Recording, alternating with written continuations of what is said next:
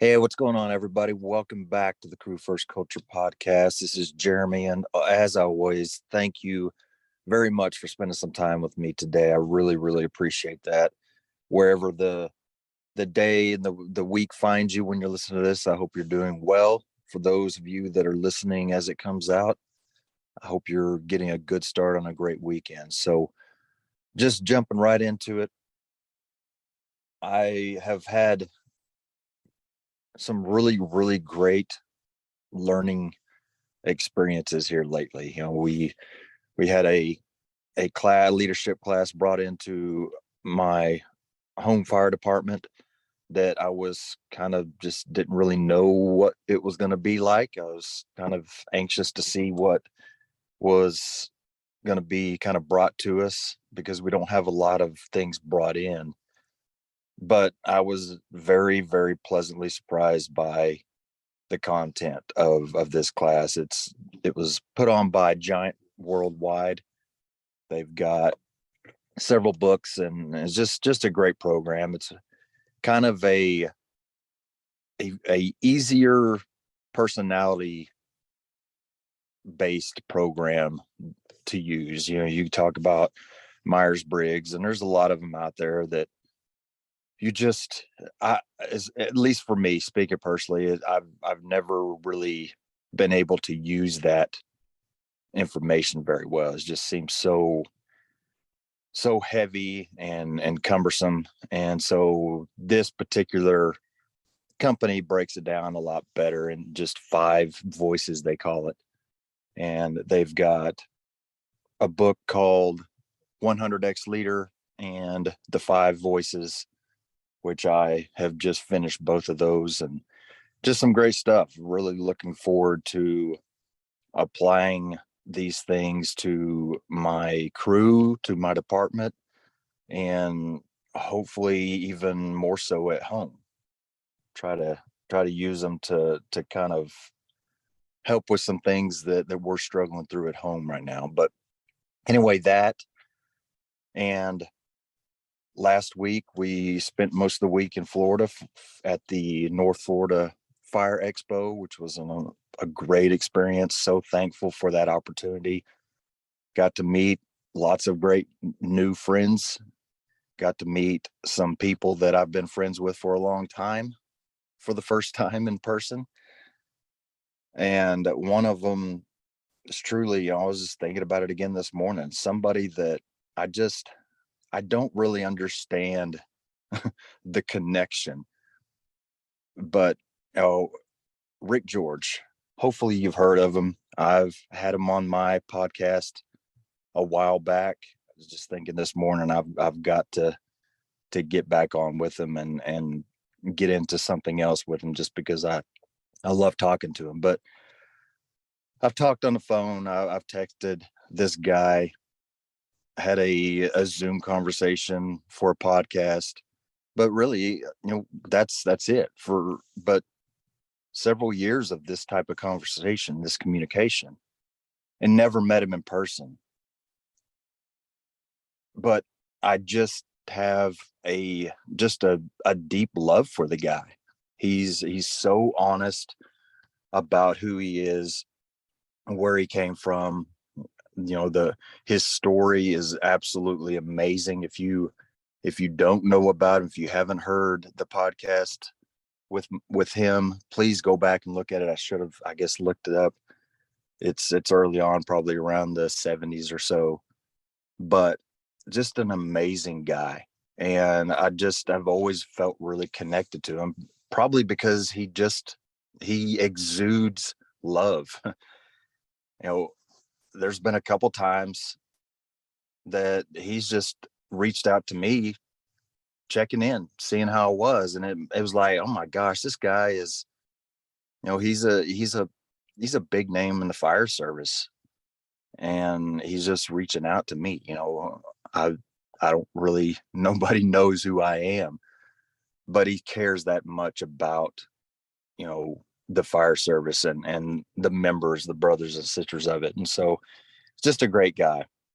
But anyway, finally got to meet him in person, and it was like I was meeting somebody for the first time in years that I have known for a long time. It was just like meeting an old friend.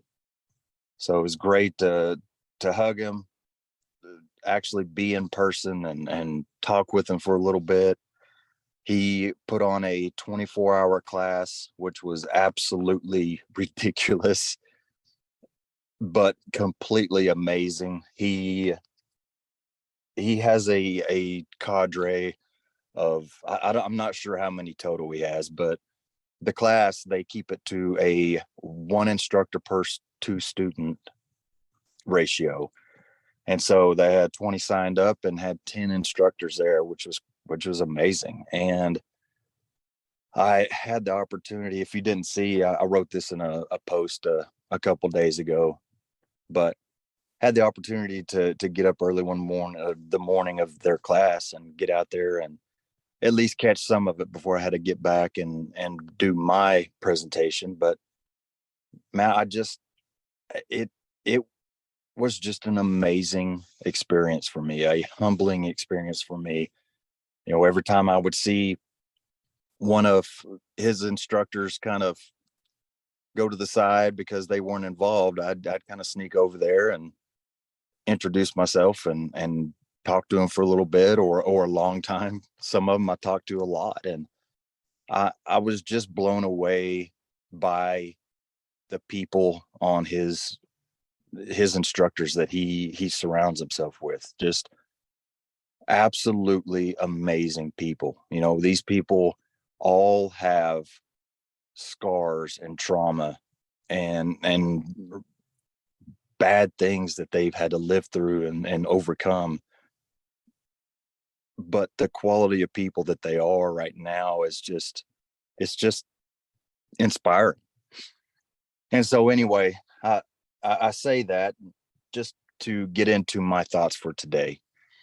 And during lunch, when we were having the class with my department, it was brought up, and everybody's heard before. Probably everybody has said it before. I know I've said it a ton of times, but I think everybody was really enjoying the content of the class. It was had some really good conversation, and I can almost guarantee you probably know where I'm headed.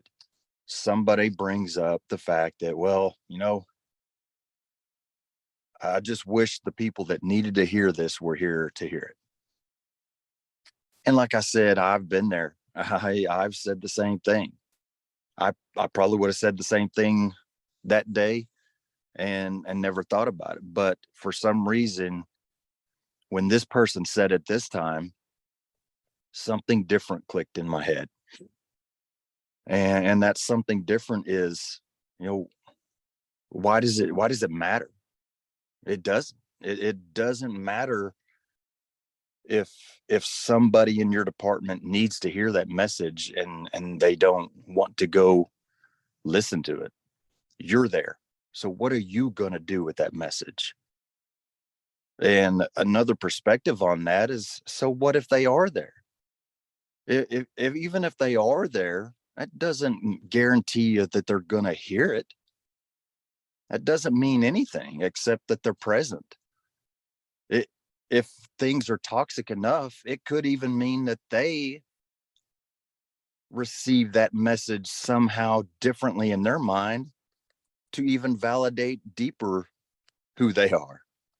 So again, I'm not judging. I totally understand that thought, that mindset. But I just think that we have to really alter the way we think in those situations. Because when we take that approach, when we start thinking that way, we're discounting everything that we're learning and just putting it into wishful thinking that somebody else could learn it. We're focusing on others, hoping others will learn, hoping others will change, to which we have no control over. We're not focusing on what we can control, which is what we can do with that information, which is what change we can make, which is what difference we can make. And we're shifting that into areas that we have absolutely no control. So that we're losing all of that energy and time. Whatever we put into that conversation, that thought, the any kind of frustration that might get built because of it, all of that is a waste, because it's not focused on what it should be focused on, is what we can gain from whatever we're sitting and learning through. And so, had that conversation, and I kind of brought that up.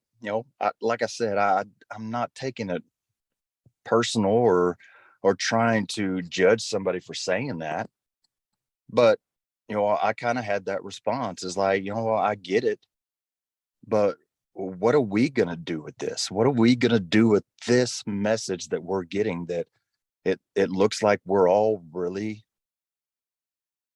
excited about and feel like is a good thing? So had that on my mind. And then during the North Florida Fire Expo, Steve Prisborowski, I think I'm saying it right. Chief, sorry if I didn't. But I got to meet him. Great guy. It was nice to meet him finally. I've followed him on social media for quite a while, but he gave a class, and in one of his slides, and I'm going to butcher it, and I'm sorry, it's 5:15 in the morning. I'm just got in early before shift, so I can't even see even if I had notes in front of me, but I'll probably butcher the slide.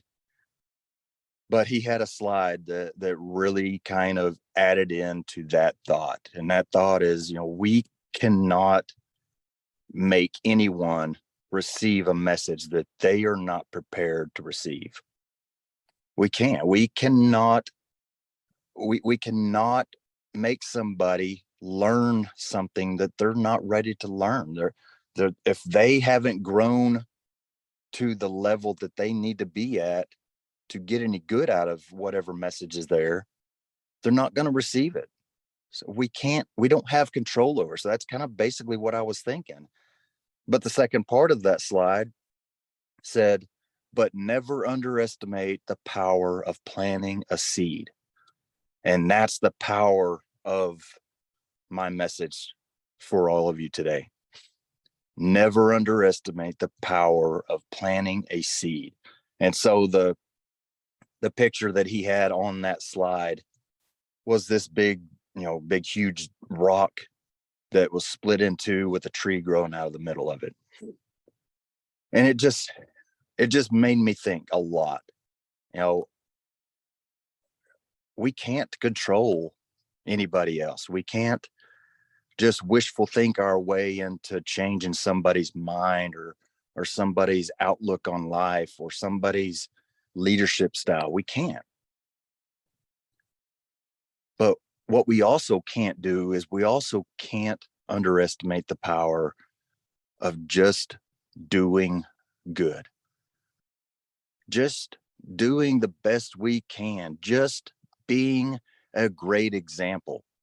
Just living by our faith, living by our values, living by the growth that we continually are gaining, hopefully.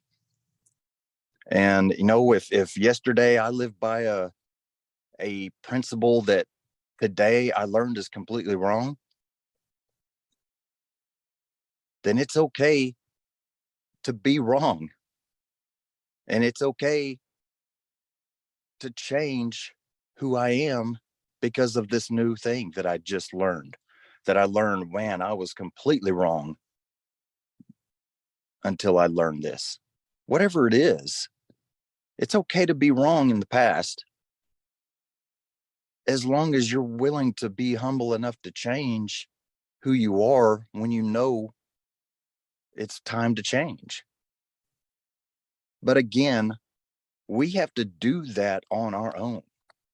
We have to be willing to get out of our box, to look at people as people, to see their needs as valuable as my needs.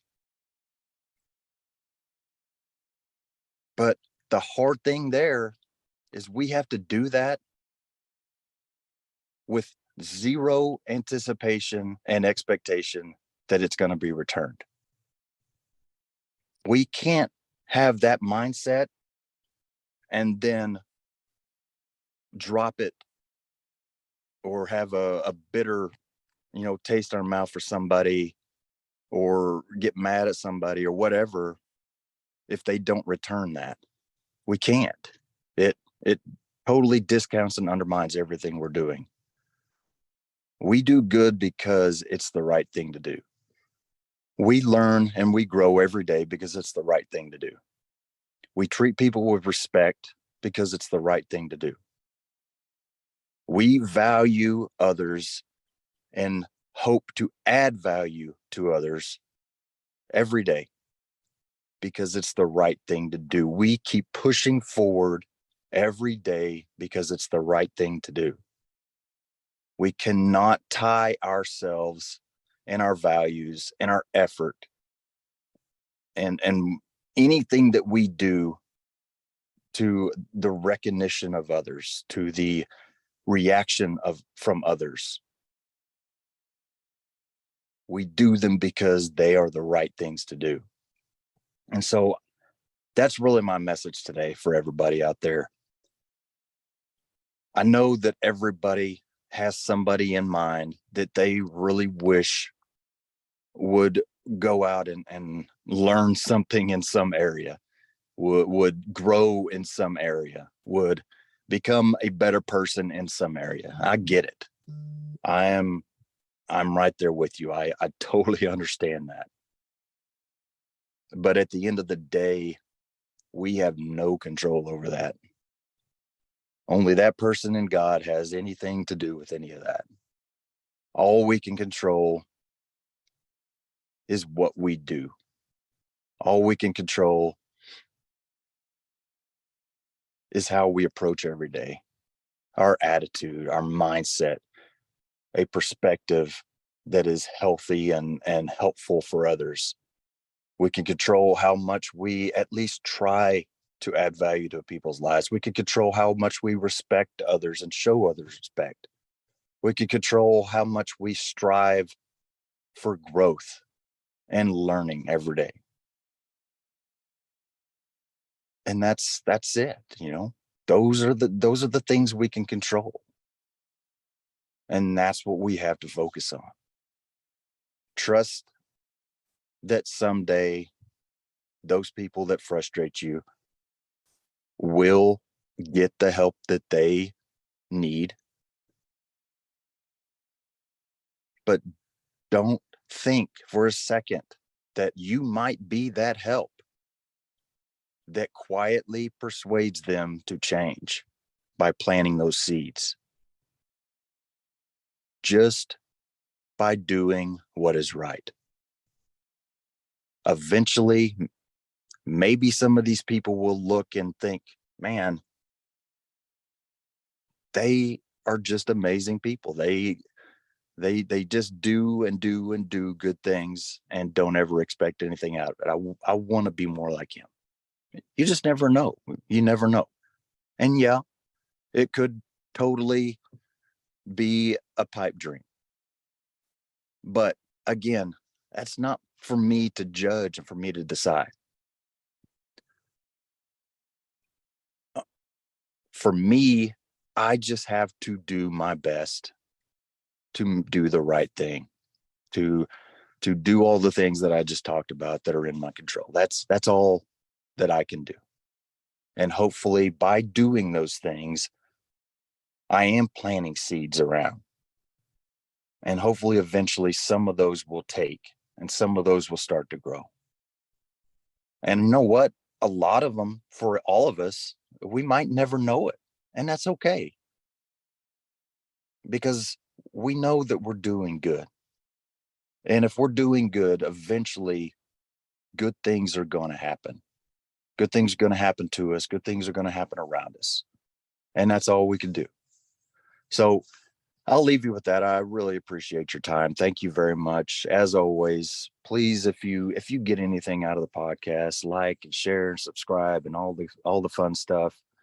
If you are willing to take a few minutes to review and rate the podcast, let me know, and I will be more than happy to show my gratitude by sending you some stickers. So thank you very much.